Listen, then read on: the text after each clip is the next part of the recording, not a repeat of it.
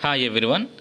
మనం Andhra Pradesh EAMCET previous year question series ఒకటి start చేస్తున్నామండి. ప్రతి వీడియోలోనూ 2 లేదా 3 క్వశ్చన్స్ని ఎక్స్ప్లెయిన్ చేసుకుంటూ మనం ఈ సిరీస్ కంటిన్యూ చేస్తాం.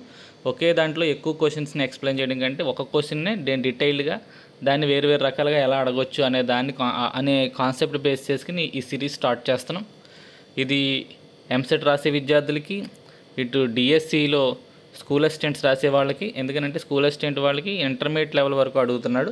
నీట్ రాసే విద్యార్థులకు, అలాగే వేరు కాంపిటేటివ్ ఎగ్జామ్స్లో ఏదైతే ఇంటర్మీడియట్ బేస్డ్ సిలబస్ ఉందో వాళ్ళందరికీ ఉపయోగకరంగా ఉండేలా ఏపీ ఎంసెట్లోంచి ప్రీవియస్ ఇయర్ క్వశ్చన్ సిరీస్ మనం స్టార్ట్ చేస్తున్నామండి. ఇందులో first question, which of the following electron arrangement does not obey Hund's rule? ఈ క్రింది వాటిలో ఏది హుండ్స్ రూల్ని ఫాలో అవ్వట్లేదు ఈ స్ట్రక్చర్స్లో అని అడిగాడండి. కాబట్టి ముందు మనకి హుండ్స్ రూల్ అంటే ఏంటో తెలిసి ఉండాలి. హుండ్స్ రూల్ ఏం చెప్తుంది అంటే పెయిరింగ్ ఆఫ్ ఎలక్ట్రాన్స్ గురించి చెప్తుంది.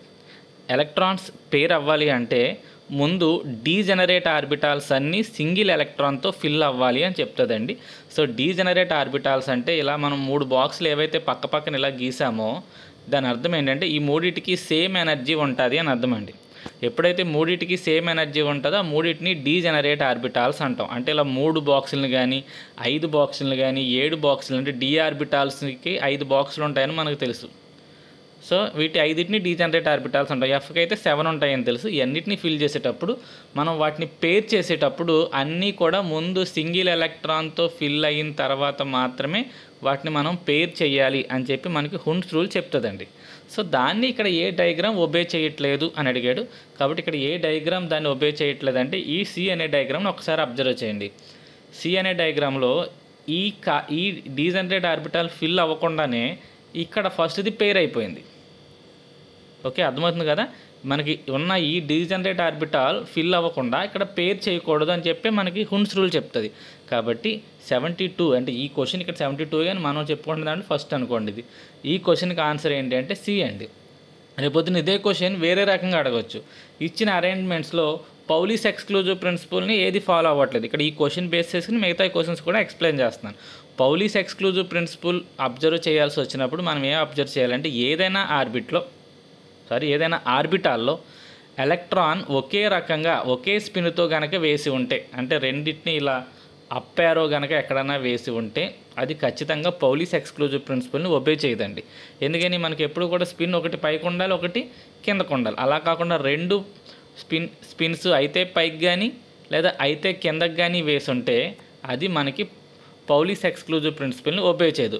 లేదు ఇంకొక రకంగా ఎలా చూపిస్తారంటే ఒకే బాక్స్లో 3 ఎలక్ట్రాన్లు వేయడం, 2 అప్ కానీ 1 డౌన్ కానీ, లేదా 1 అప్ 2 డౌన్ కానీ అలా వేసినప్పుడు అది కూడా మనకి పౌలీస్ ఎక్స్క్లూజివ్ ప్రిన్సిపల్ని ఒబే చేయదండి. ఇక్కడ ఇంకొక బిట్ ఏంటంటే ఏ ఆర్బిటాల్లోనూ ఇలా 3 ఎలక్ట్రాన్స్ రావు, 2 వస్తాయి, 1 అప్ 1 డౌన్ అని చెప్పేది కూడా పౌలీస్ ఎక్స్క్లూజివ్ ప్రిన్సిపలే. వెరీ ఇంపార్టెంట్ క్వశ్చన్ అండి. ఏ రూల్ ప్రకారం ఒక ఆర్బిటాల్లో 3 ఎలక్ట్రాన్స్ని ఫిల్ చేయకూడదు అని అడుగుతారండి. సో ఆన్సర్ ఏంటి అంటే పౌలీస్ ఎక్స్క్లూజివ్ ప్రిన్సిపల్. లేదా ఒక ఆర్బిటాల్లో 2 ఎలక్ట్రాన్స్ మాత్రమే పడతాయని ఏ రూల్ ప్రకారం చెప్తారు అంటే కూడా పౌలీస్ ఎక్స్క్లూజివ్ ప్రిన్సిపల్ ప్రకారమే చెప్తామండి. సో అది పౌలీస్ యొక్క క్వశ్చన్ అయితే అలా చూసుకోవాలి. నెక్స్ట్ ఇంకొకటి హాఫ్ బో ఉందండి. హాఫ్ బో ప్రిన్సిపల్ మీద ఇలాంటి డయాగ్రామ్ ఎక్కడన్నా ఎదురు దొరికితే మీకు అది నేను వేరే వీడియోలో ఎక్స్ప్లెయిన్ చేస్తాను. ఇక్కడ మాత్రం సింపుల్గా ఒక్కసారి చెప్పేస్తాను. హాఫ్ బో రూల్ ఏం చెప్తుంది అంటేనండి లీస్ట్ ఎనర్జీ ఆర్బిటాల్స్ ఫిల్ అయిన తర్వాతే ఎలక్ట్రాన్స్ నెక్స్ట్ ఎనర్జీ లెవెల్లోకి వెళ్తాయి. సపోజ్ ఇక్కడ ఇది 1s అనుకోండి, ఇది 2s అనుకోండి, ఇది 2p అనుకోండి. సో ఇప్పుడు ఈ రెండిట్లో 2s 2pలో లీస్ట్ ఎనర్జీ 2sకి ఉంటుంది. అంటే నేను 2sలో ఒక ఎలక్ట్రాన్ వేసి 2pలో కనుక ఎలక్ట్రాన్స్ కనుక స్టార్ట్ చేస్తే ఇది హాఫ్ బో రూల్ ప్రకారం తప్పండి. ఎందుకనంటే 2s కంప్లీట్గా ఫిల్ అవ్వకుండా ఎలక్ట్రాన్స్ 2pలోకి ఎంటర్ అవ్వవు అని చెప్పేదే హాఫ్ బో అండి. Electrons first enters into the least energy orbital అని చెప్తారు. తక్కువ ఎనర్జీ ఆర్బిటాల్ ఫిల్ అయ్యాకే, అంటే 2sకు కంప్లీట్గా 2 ఎలక్ట్రాన్స్తో ఫిల్ అయిన తర్వాతే ఎలక్ట్రాన్స్ 2pలోకి ఎంటర్ చేయాలి. అంతే తప్ప 2sలో ఒక ఎలక్ట్రాన్ వేసేసి మిగతా ఎలక్ట్రాన్స్ 2pలో ఫిల్ చేయడం మొదలెడితే అది హాఫ్ బో రూల్ ప్రకారం తప్పండి. సో అలా మనకి ఇలా డయాగ్రామ్స్ ఇచ్చి హుండ్స్ మీద కానీ హాఫ్ బో మీద కానీ పౌలీస్ మీద కానీ క్వశ్చన్స్ అడగడానికి అయితే అవకాశం ఉంటుంది. ఓకే, నెక్స్ట్ క్వశ్చన్ చూద్దామండి.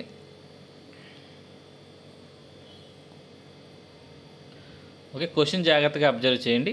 The number of electrons with n+l values equal to 3, 4, 5 in an element with atomic number 24 are respectively అని ఇవ్వడం జరిగింది. సో అటామిక్ నెంబర్ ఇచ్చాడు 24, n+l వాల్యూ 3లో ఎన్ని ఎలక్ట్రాన్స్ పడతాయి, 4లో ఎన్ని ఎలక్ట్రాన్స్ ఉంటాయి, 5లో ఎన్ని ఎలక్ట్రాన్స్ ఉంటాయి అని అడగడం జరిగింది.